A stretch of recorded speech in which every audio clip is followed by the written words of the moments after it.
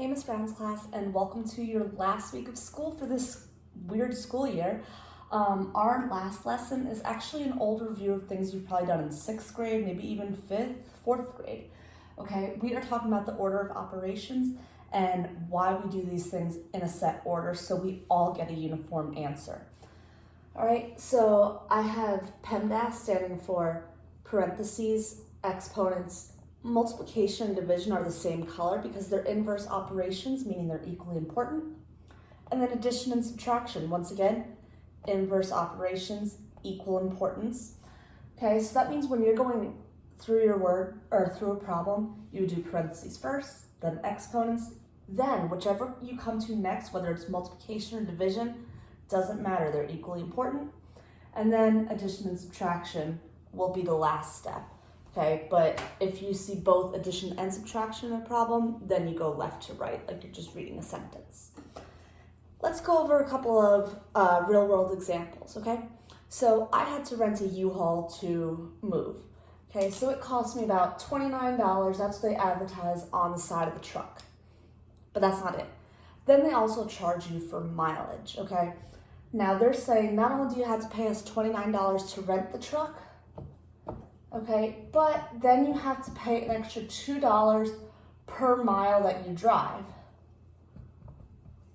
Okay, now in order to move to my new house, I drove 18 miles.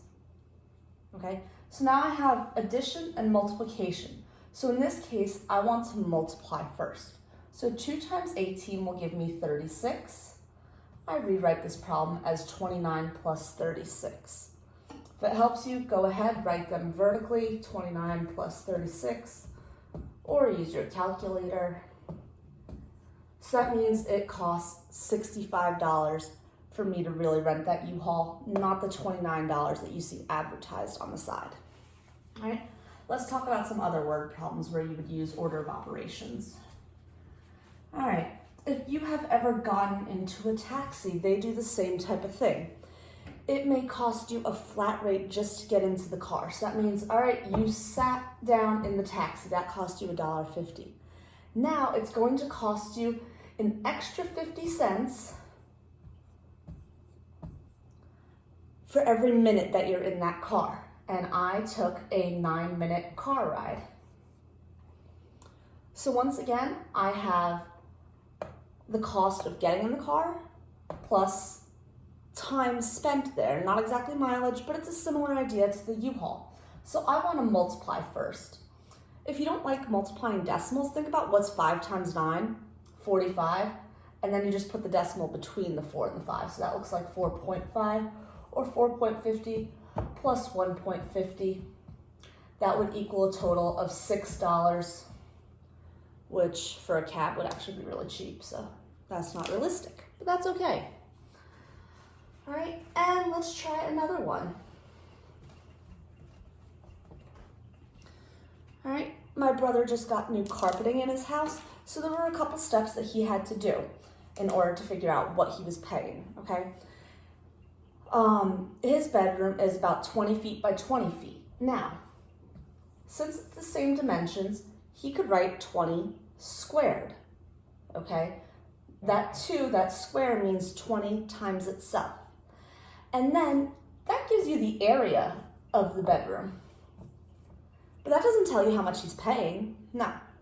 Then he went to Lowe's, and Lowe's said, okay, it costs you about $2.50 for every square foot of carpet that you want. So he had to take that amount and multiply it times $2.50. So now what I want to do is I want to figure out, do I do exponents or multiplication first? I go back to this. You may have heard the term, please excuse my dear Aunt Sally. So excuse comes first. So I'm going to do 20 squared. So 20 times 20 is 400. So that would mean I need 400 square pieces of tile or carpet. They wouldn't literally cut it, but that's how much carpet I would need, times 2.5, okay, or 2.50. You can go ahead and multiply this vertically or with a calculator. I'm going to cut off the 0 because multiplying anything with a 0 is a 0. Honestly, I'm ignoring those zeros as well. I know 2.5 times 4 is 10. There's 2 more zeros here, okay? So that means they are paying $1,000 to get carpet in that one room. All right, so those are some real world examples. It could be a case where you do not have a real world example on your assignments this week. You'll notice I didn't give you any videos because these are old lessons that we've done this year as well as other school years. So some of them are just straight number problems. So let's try a few that don't even have a backstory to it. So let's go with 8 squared divided by 4 plus 4. I'm going to show this to you a couple different ways, okay? First, let's do it correct. 8 squared is 64. I'm doing the exponents first. 64 divided by 4, I rewrite the problem, plus 4. So now I want to figure out what's 64 divided by 4. Okay, I like underlining which step I'm on. So I would say, how many times does 4 go into 64? 4 goes into 6 one time, 1 times 4, that's a 4. Subtract that, that's a 2. 4 goes into 24 6 times. So 64 divided by 4 is 16. So 16 plus 4, your final answer should be 20. Now, if I did not use the order of operations, would I still get the same answer? Let's check it out. So some people may have said, I don't know what to do with this 8 squared. So had you said to yourself, I'm gonna do it out of order. I don't wanna listen to Miss Brown's advice. Good luck. Let's see what would happen if you did it a different way. If you did 8 divided by 4, if you somehow ignored that square, you would say 8 divided by 4 is 2. So maybe you had 2 squared plus 4. 2 squared is 4. 4 plus 4 is 8. Do these answers match? No.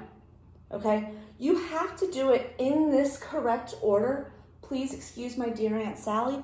Otherwise, your answers are not going to match everyone else's answers or the answer key. Okay? I'm assuming you want to get full credit, so please follow this order of operations. If you're not in the correct order, it's not going to work well. All right, and let's try one more example. All right, let's throw in some parentheses. We haven't done those yet.